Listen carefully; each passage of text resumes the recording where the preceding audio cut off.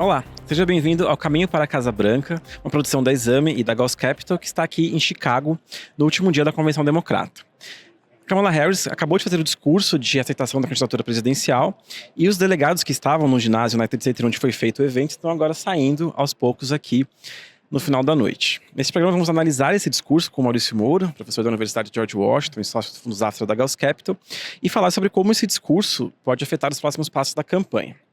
Antes de começar, fique o convite para seguir o canal da Exame no YouTube e o canal de notícias que temos no WhatsApp. O link para este canal está aqui na descrição do vídeo. Maurício, Kamala falou agora no final da noite, cerca de 30 minutos. Numa análise rápida, o que mais chamou sua atenção nesse discurso? Bom, o que eu percebi foi que o discurso refletiu o que foi essa convenção, né? Uma convenção toda dedicada a apresentar a Kamala e o vice dela para o Tim Walz, não só para a opinião pública, como até para os próprios delegados democratas aqui. Então ela gastou bastante tempo meio que se apresentando para a nação. Eu vi um dado outro dia que tem 1/3 dos eleitores que não conhecem minimamente a Kamala, e eu acho que esse discurso serviu para ela, de alguma maneira, se introduzir aqui para a sociedade americana de uma forma plena, né? Nesse discurso, ela contou a história dela, Disse que a mãe dela veio da Índia com 19 anos, Se casou com um jamaicano e teve ali mais uma irmã. Porque ela tem uma vida de classe média, ou seja, ela tentou muito se colocar como uma pessoa de classe média, Ou seja, e até prometeu que seria uma presidente que vai valorizar isso, porque ela disse que uma classe média forte seria a base dos Estados Unidos, Você acha que esse tipo de discurso funciona, enfim, para realmente atrair esse eleitor de classe média, que é mais ou menos a maioria do país? Não, eu acho que toda a campanha quer se diferenciar em relação a outra campanha. Eu acho também o discurso dela, ela tentou em vários momentos se diferenciar em relação ao Donald Trump. E um dos pontos, pilares de argumentação central é que o Donald Trump defende os interesses dos bilionários, eles defendem o interesse da classe média, o que obviamente, como você falou, esse é um país de classe média. O problema disso é que é a segunda derivada, O que realmente ela vai endereçar desse sistema da classe média e como vai endereçar. Por mais que esses discursos de aceitação são discursos onde a parte de políticas públicas é superficial, dessa vez foi muito superficial. A gente não sabe explicar uma medida em relação à classe média, seja de moradia, seja de inflação, seja de emprego. Ela não conseguiu dar o segundo passo nesse aspecto. Eu acho que, tanto porque é uma candidatura nova, que não foi testada ainda, como outras candidaturas teriam sido testadas nas primárias quando chegar nesse ponto, eu acho que o desafio daqui para frente vai ser justamente isso que você falou, Explicar minimamente, para esse eleitor independente, para esse eleitor de classe média, o que ela vai fazer, Sim, ela mencionou algumas coisas meio genéricas, como baixar o custo de produtos no supermercado, também prometeu acabar com a falta de moradias, o déficit de moradias no mercado, mas também, de fato, não explicou isso. E uma coisa que ela fez em vários momentos foi fazer ataques ao rival Donald Trump, Como esses ataques podem funcionar na campanha? E isso, ela pode, de fato, ajudar que mais pessoas não votem em Trump e votem nela, tendo essa postura um pouco mais agressiva em relação a ele? Bom, eu acho que o desafio das duas campanhas nesse momento, daqui para frente, pelo que eu tenho percebido, é fazer com que a base ante o outro lado saia para votar. E eu acho que o desafio da Kamala, eu sempre repito isso, é fazer com que quem não gosta do Trump, que é mais da metade do eleitorado americano, se sinta cômodo para votar nela, E é um ponto muito importante esse que você trouxe, porque lembra que essa campanha tem duas narrativas possíveis e que podem decidir a eleição. Do lado republicano, é justamente atacar a gestão que é mal avaliada do Joe Biden com a Kamala Harris. É uma gestão com uma avaliação na casa dos 40%, bastante minoritária, E atacar os temas que são críticos, Que é a imigração, que é, como você falou, da economia. E do lado da Kamala, que é o que ela tentou fazer hoje, fazer essa eleição ser sobre a figura, a persona do Donald Trump. E nesse sentido, os ataques, eles foram diversos ataques, mas eu achei interessante, foram ataques assim, de um lado a gente tem esse perfil, eu estou oferecendo um perfil bastante diferente. Então foi essa coisa dos contrastes, natural do marketing político, natural de uma campanha onde tem dois lados, Uhum. A gente falou muito também nos últimos dias que a expectativa é se ela conseguiria marcar a posição entre as diferenças entre ela e o presidente Joe Biden. Mas pelo que eu vi, ela não conseguiu avançar muito nisso, Ou seja, de deixar claro quais são as diferenças de política que ela vai trazer se for eleita. Puxa, esse é um tema fundamental, Rafael? Porque ela vai navegar numa água bastante complexa, porque ao mesmo tempo que ela é uma candidata de continuidade, afinal ela é a vice-presidente, ela também, de alguma maneira, vai ter que ter uma identidade própria e, eventualmente, até se afastar de algumas políticas que são mal avaliadas. Então, navegar nessa coisa de ser parte do governo, mas, ao mesmo tempo, propor um novo modelo, como ela falou, um futuro, eu acho que vai ser um grande teste para essa campanha. Lembrando que, a partir de agora, a campanha vai ser testada, né? Eles vão ser testados em debates, vão ser testados em potenciais entrevistas, vão ser testados nos embates com a outra campanha. Eu acho que a campanha para ela, agora passado esse momento de festividade, né, que são as convenções, começa agora. E você chegou a falar com pessoas do Partido Democrata sobre como que eles receberam esse discurso hoje aqui?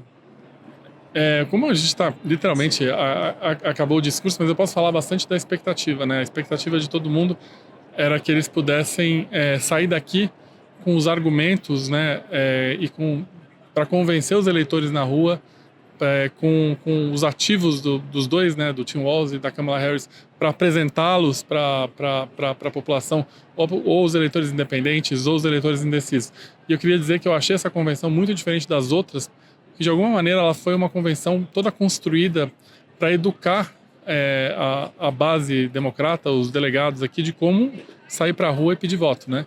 Coisa que não seria necessário se tivesse havido uma disputa, né, nas primárias. Faltam ainda os argumentos mais claros para defender a Câmara. E sobre a forma do discurso, assim, né? A gente falou começando nos bastidores que a Câmara fala bem, né? Até, você acha que ela entregou bem o discurso? Enfim, ela usou os tons adequados? Como que você viu a forma, né, do discurso mais que o conteúdo? Não, eu acho que assim, ela não saiu do que ela costuma entregar nos comícios, né? Assim, é muito interessante você assistir os comícios, tanto do Trump quanto da Câmara, que quando chega nesses momentos cruciais, eles entregam o que eles normalmente entregam, né? Agora, é interessante dizer que, assim, ela tem uma característica do lado positivo, que ela claramente, de advogada, né, de colocar, de mostrar um caso, né, fazer um raciocínio e tal. E vamos fazer, tudo é relativo em política, né? A gente tinha há pouco tempo o Joe Biden com todo mundo questionando as condições de saúde dele, a capacidade cognitiva dele entregar. Então, migrar em semanas para Kamala Harris, só nessa migração, obviamente, energizou aí a base democrata, né? Uhum.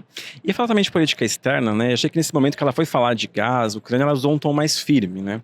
Ela, assim, já tentando se colocar como a comandante em chefe do país, né? Ela diz, se eu for a comandante em chefe, eu vou garantir a segurança, vou querer que o país tenha a maior força militar do mundo, né? E ela também tomou posições ali em relação a Israel e Gaza, né? Disse que vai defender Israel, mas também se solidarizou com o sofrimento em Gaza. E essa questão palestina é uma das principais da eleição, né? Já teve muitos protestos aqui fora cobrando que ela tivesse uma postura diferente, um pouco menos pró-Israel e mais apoio a Gaza. Como que você vê ela tomando posição nesses temas e como que isso pode afetar a disputa aqui dentro? Eu acho que a posição dela foi uma posição que é bastante forte na ala moderada do Partido Democrata. Porque tem uma ala que tem um posicionamento até mais extremo, alguns chegam até a questionar a própria existência de Israel. Não é o caso dela, não é o caso da ala moderada. Então eu acho que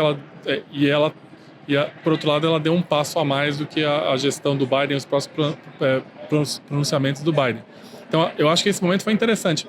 Eu não quero entrar no tema de valor aqui da política sobre Israel, tá certo ou errado, mas o fato é que ela se posicionou, e ela se posicionou para um campo mais moderado, mas também mais assertivo do que a atual administração tem feito, né? Eu achei interessante esse posicionamento. Foi interessante ver a reação do público, né? Que foi um momento de bastante energização da plateia, né? E lembrar que ela também falou do posicionamento em relação à Ucrânia, que acho que que a Ucrânia é realmente um tema que é muito diferente a postura da chapa Trump, J.D. Vance e dos democratas, né? Ficou claramente que eles vão continuar apoiando aqui a Ucrânia. Ela falou do Irã também, ela falou da relação com outros governos que eles consideram que autoritários. Então, eu acho que, na verdade, a política externa superou a minha expectativa, até a forma e o conteúdo da entrega. Achei curioso também que ela tentou se colocar como uma pessoa experiente em relações internacionais. Ela falou, eu conversei com muitos líderes. Ela disse que até conversou com o Zelensky, né, antes da invasão da Rússia, disse que até ajudou ele a se programar e tudo. Você acha que isso indica que ela deve tentar explorar essa experiência internacional na campanha para se mostrar ali uma pessoa que tem maior experiência de gestão? Eu acho que isso faz parte do contexto que a gente estava falando, dela se apresentar, né, dela ser pouco conhecida ainda por parte do eleitorado. E óbvio que ter experiência nesse tipo de fórum internacional sempre assim, todas as pesquisas que eu fiz qualitativas dá uma dimensão presidencial para algum político ou política que tem acesso a outros líderes mundiais. Então acho que é um caminho de mostrar a qualificação dela, de apresentar a qualificação dela para a sociedade. Eu acho isso um caminho natural, assim. Ela também se posicionou em relação ao aborto, né? Ela disse novamente que se o Congresso aprovar uma lei que torne o direito ao aborto um direito nacional, ela assinaria essa lei. Ela já falou isso outras vezes, né?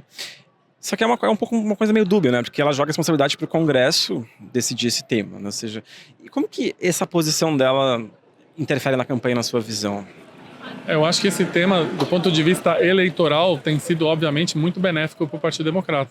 O Partido Democrata tem ganho todos os embates estaduais em relação a esse tema.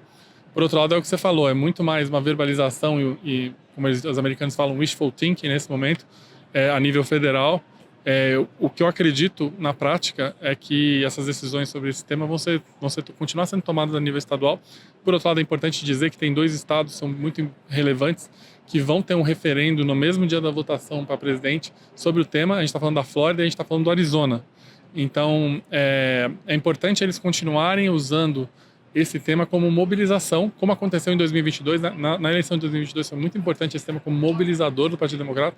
E eu acho que menos do que é possível implementar, obviamente com um congresso que não vai ser um congresso amigável para ela, mas mais o ponto de mobilizar agora no curto prazo para a eleição, acho que foi esse o caminho que eles tomaram, né, nesse discurso.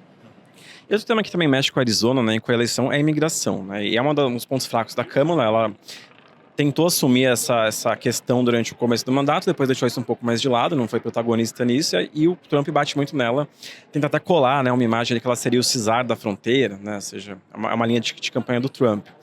No discurso de hoje, ela diz que quer tentar de novo aprovar aquela lei bipartidária que acabou naufragando no Congresso para resolver a questão. Como que você vê a resposta dela nesse tema? O que eu apurei com os democratas é que depois de muita análise, tanto de pesquisas quanto análise da própria dinâmica dessa lei, dessa política, a conclusão do Partido Democrata, que é a conclusão da estratégia da campanha dela, é ir para o ataque nesse tema. E segundo que eles apuraram, a melhor forma de ir para o ataque perante os eleitores era dizer que eles tinham a solução, que eles queriam resolver, e quem não deixou que o tema fosse resolvido foi o Donald Trump. Se vai funcionar ou não, a gente vai ver, mas assim, certamente eles estavam. Esse é um tema muito delicado para eles, é um tema que eles são mal avaliados, e realmente a gente fez um capítulo inteiro, né, um episódio inteiro sobre isso, e os números falam por si só, mas a decisão deles foi ir para o ataque. Eu acho que, assim, eles se basearam em várias pesquisas que eles fizeram, principalmente nos estados que são críticos. Aliás, é interessante dizer que o dia de hoje, o discurso dela foi muito focado, né, em Michigan, no Arizona, na Pensilvânia, na Geórgia, em Nevada. Praticamente quem falou hoje estava falando para esses estados críticos, né? Então eles decidiram ir para o ataque, vamos ver, assim, mas certamente esse é um tema delicado.